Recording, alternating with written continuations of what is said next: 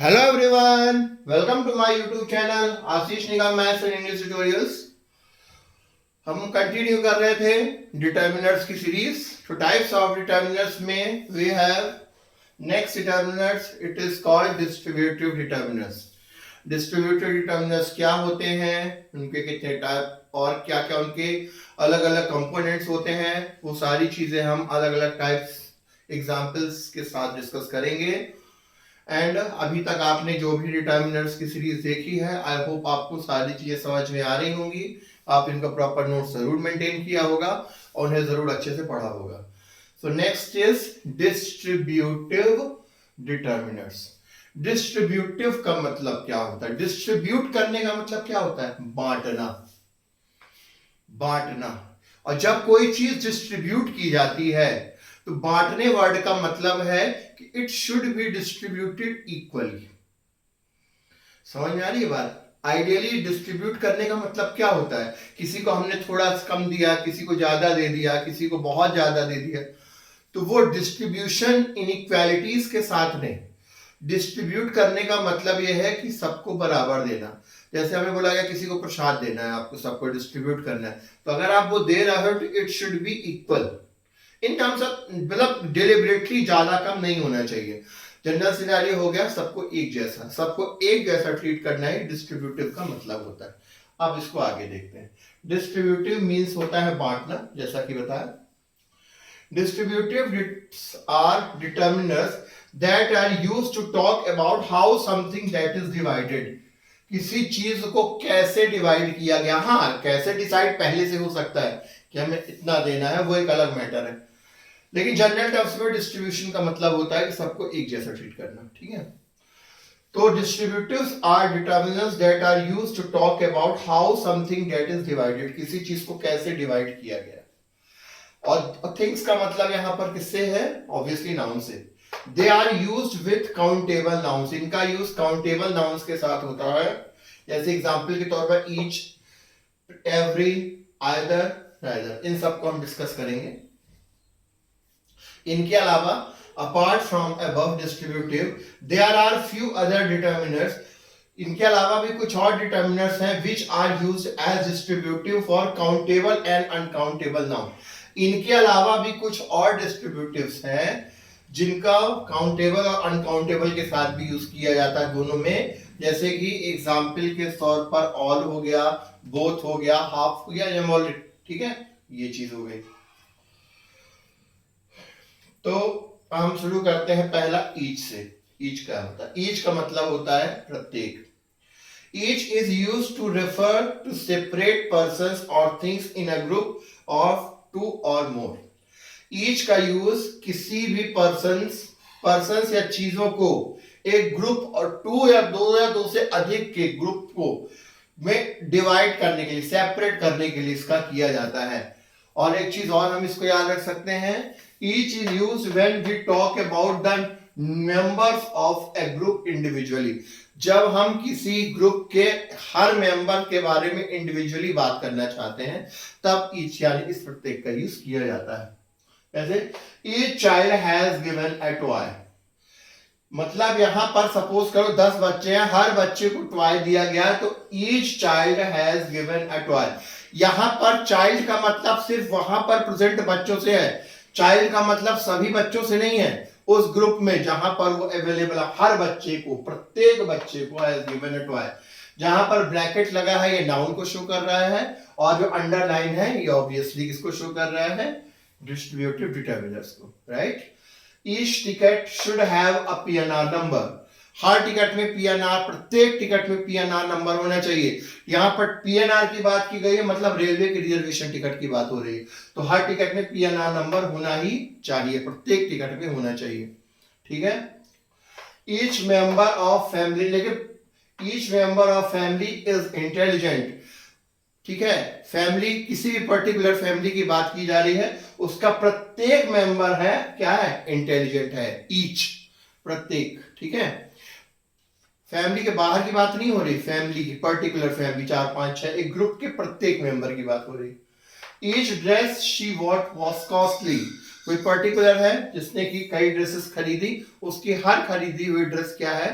Each dress मतलब प्रत्येक dress क्या है, कॉस्टली। इंडिविजुअल किसी भी ड्रेस को आप उठाकर देख लो, तो जब एक ग्रुप के हर इंडिविजुअल एलिमेंट को सेम कैटेगरी में डिस्ट्रीब्यूट किया जाता है, उस केस में ईच का यूज किया जाता है।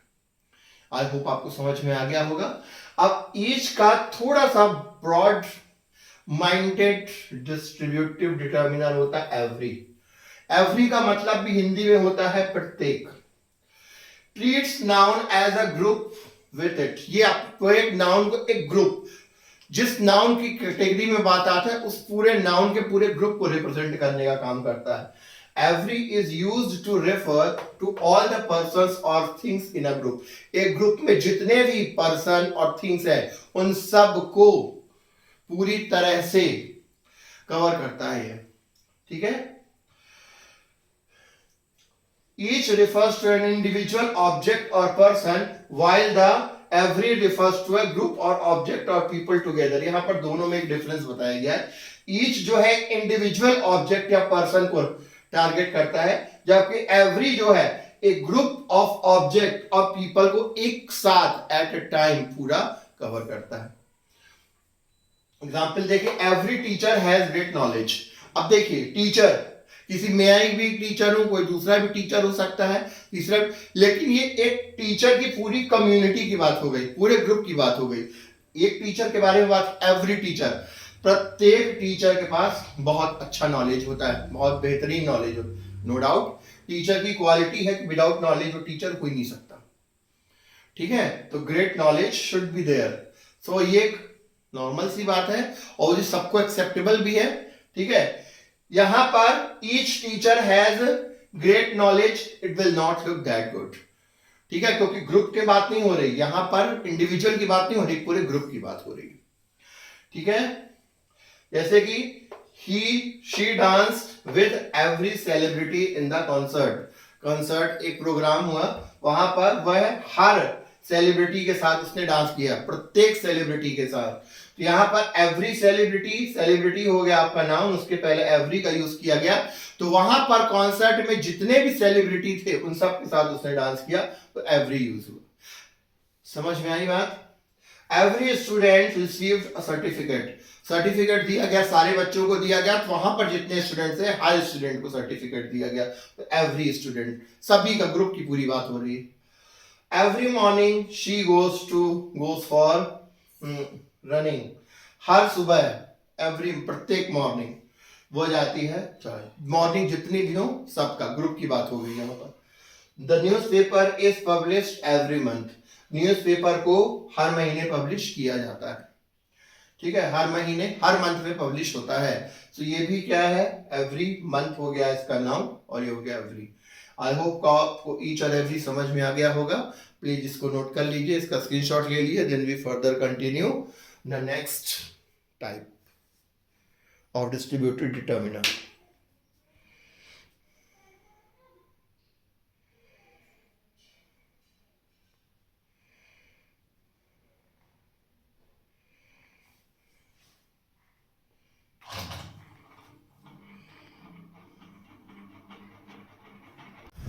So students, अब हम करते हैं डिस्ट्रीब्यूटिव डिटर्मिनर्स के जो एग्जाम्पल्स कर रहे थे उनमें से थर्ड नंबर, ठीक है, दैट इज आइदर। हमने ईच और एवरी किया भी, अब हम नेक्स्ट करने वाले हैं आइदर। प्लीज ध्यान से समझें, ये बहुत ही इंपॉर्टेंट वर्ड्स हैं जो कि कॉमनली यूज होते हैं, और ये grammar, spoken, even in normal writing में भी अगर आप कोई चीज एक्सप्रेस करना चाहते हैं, like you are attending SST and any other subject, so these words are highly significant and extremely important। आप मेरी बात समझ रहे हैं? सो प्लीज इनको सिर्फ थोड़ा सा अलग तरीके से इन प्रॉपर वे में समझने की कोशिश करें, जिससे कि इनको यूज करते वक्त you feel comfortable and sure what actually you are doing, right.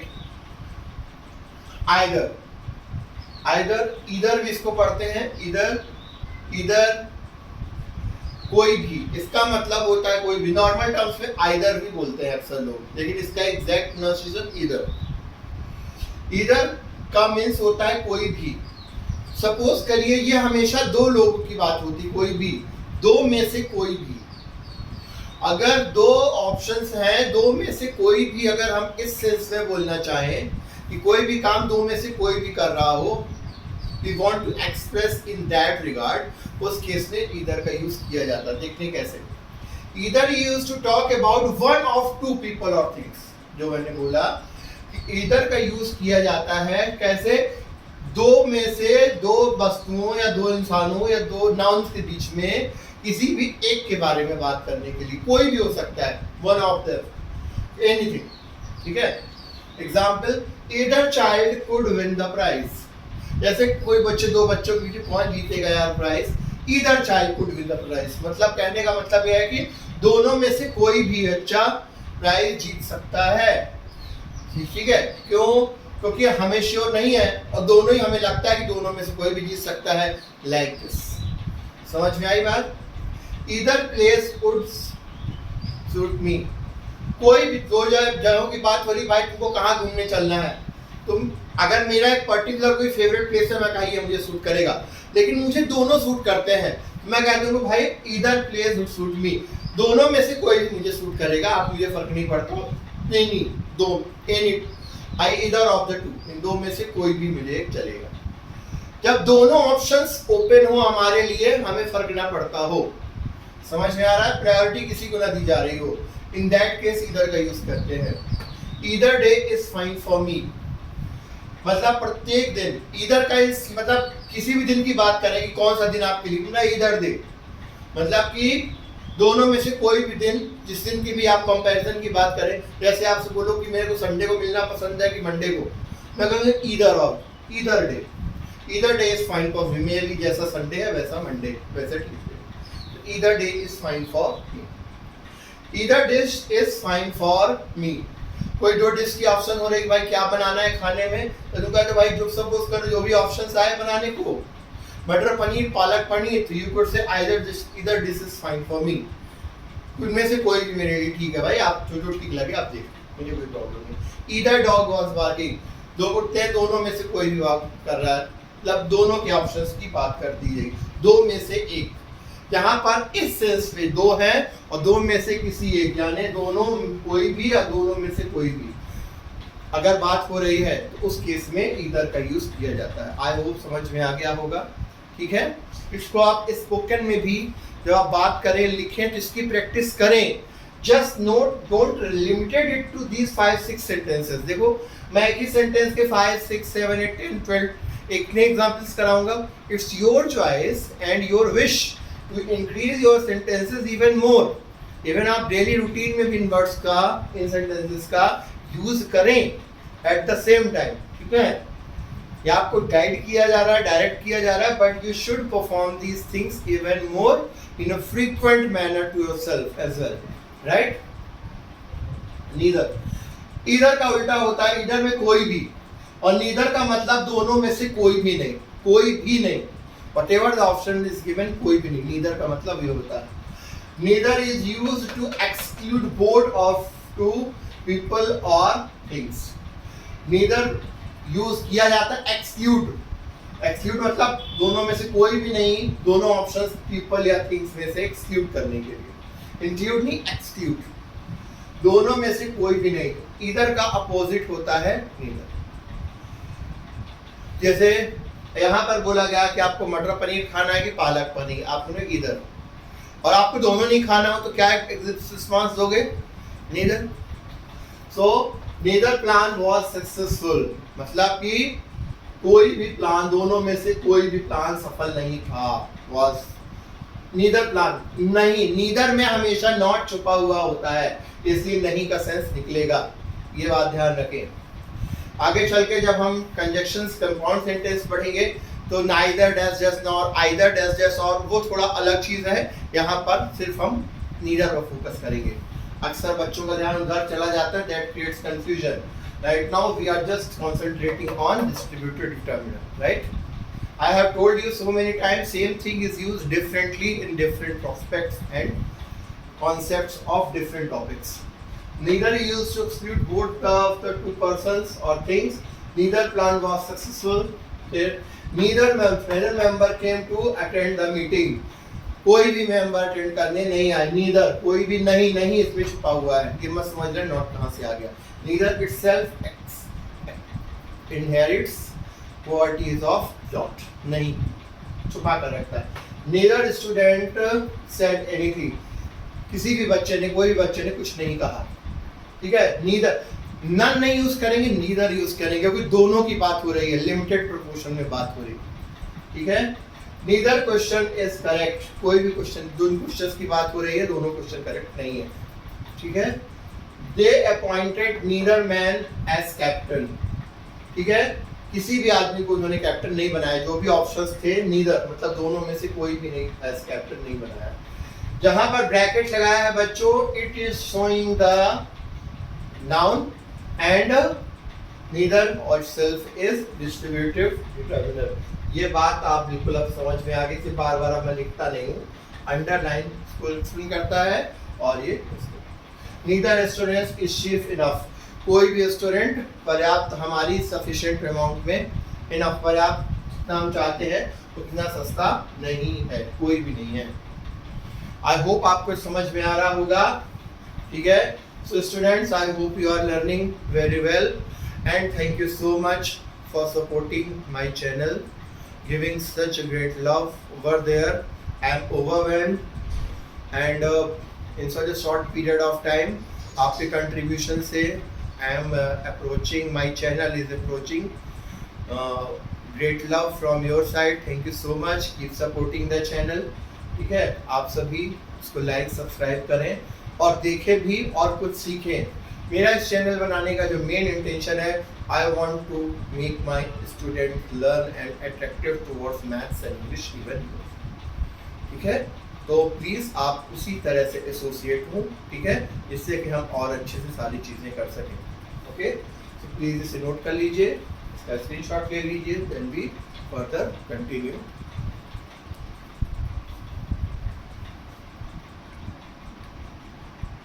So students, last के 3 हमें और डिस्कस करने हैं, जो हमने लास्ट में बताया था, एक्सप्लेनेशन ऑफ डिस्ट्रीब्यूटिव डिटरमिनर्स, कि एवरी, ईच, ईदर, नेदर, उसके बाद ऑल, बोथ एंड हाफ। ये डिस्ट्रीब्यूटिव डिटरमिनर हमारा आज फिनिश हो जाएगा। इसके बाद 1-2 टाइप के डिटरमिनर्स और बचे हैं। मोस्ट प्रोबेबली नेक्स्ट लेक्चर में this topic will be finished, okay. So now let's see all. All को हम जनरली सब यूज करते हैं। All means love you all, अक्सर बोलता हूँ मैं। All मतलब सभी, सबके लिए जब कोई चीज बोली जा रही हो। So all is used to refer to every member of the group collectively. अगर मैंने बोला love you all, तो मतलब जितने लोग भी मुझसे जुड़े हुए हैं, जितने लोग के, I am not an individual person to say this word, I am saying this to all of you, ठीक है। So my gesture is distributed to all, आप सभी के लिए है, ठीक है। तो all is used to refer to every member of the group collectively, सबके लिए जब कोई चीज रेफर की जाती है वहां पे ऑल का यूज करते हैं। All can be used with uncountable और प्लूरल काउंटेबल नाउन। ध्यान देंगे, प्लूरल काउंटेबल नाउन बोला गया, अनकाउंटेबल नाउन के साथ और प्लूरल काउंटेबल नाउन के साथ ऑल का यूज किया जाता है। For example, all fruits are spoiled, सारे फल बर्बाद हो गया। सारे फल का मतलब है कि definitely they needed to be plural, right, क्योंकि फ्रूट्स, ठीक है। और ब्रैकेट क्या शो कर रहा है, नाउन को, और ये तो डिस्ट्रीब्यूटिव है, ठीक है। All students are intelligent, students, सभी स्टूडेंट्स इंटेलिजेंट, ठीक है। स्टूडेंट्स के पहले अगर ऑल मिल्क इज स्पॉइल्ड, ये ऑल हो गया अनकाउंटेबल, तो पूरा दूध बर्बाद हो गया, फट गया, खराब हो गया, जो भी समझ रहे हो। All man need a job, सभी आदमियों को जॉब चाहिए। ऑल मैन, मैन, ठीक है, अनकाउंटेबल, ठीक है। ऑल डॉग्स आर लॉयल, सभी कुत्ते, क्योंकि क्वालिटी मानी गई है कि भी वफादार होते हैं, ठीक है। तो ऑल कुल मिलाकर कब यूज करते हैं, all is used to refer to every member of the group collectively. I know ये आपको रिलेटिवली पता है, but as a teacher it is my prime most duty to हर चीज, डिफिकल्ट भी और इजी भी, all things should be properly covered. So I have decided to include them also. Next is both. Both भी बहुत common word है दोनों के लिए. Both is used to refer to the whole pair.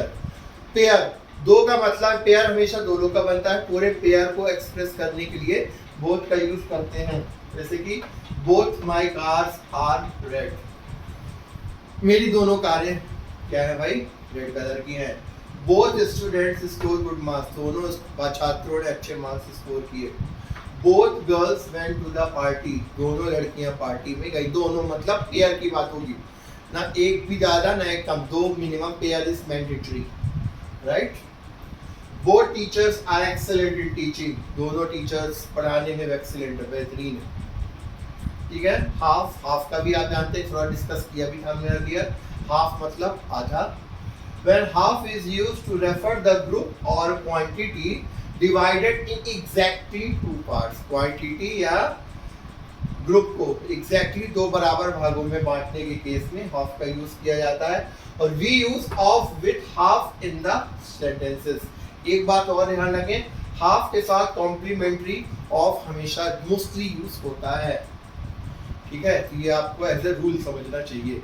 Of कहाँ से आ गया, ऑफ प्रीपोजिशन इसके साथ यूज किया जाता है.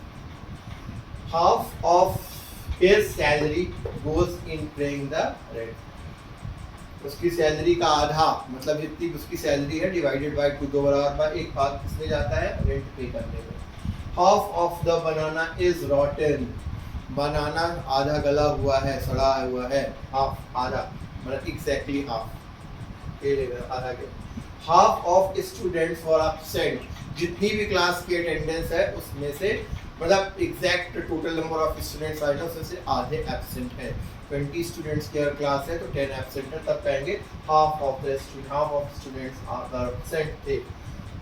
आई walk half of mile daily, मैं आधा माइल डेली पैदल चलता हूँ.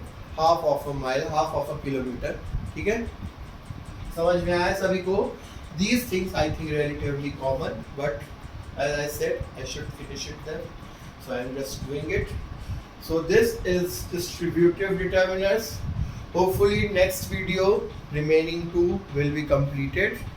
Surely I will try if it is not getting too bigger, क्योंकि बहुत बड़े वीडियो नहीं बनाना चाहता. बस कुछ टॉपिक जैसे क्वांटिफायर्स के थे वो थोड़ा सा ना चाहते हुए भी, क्योंकि फिनिश वो हो जाए तब सही रहता है. So this is all done from my side in distributive determinants.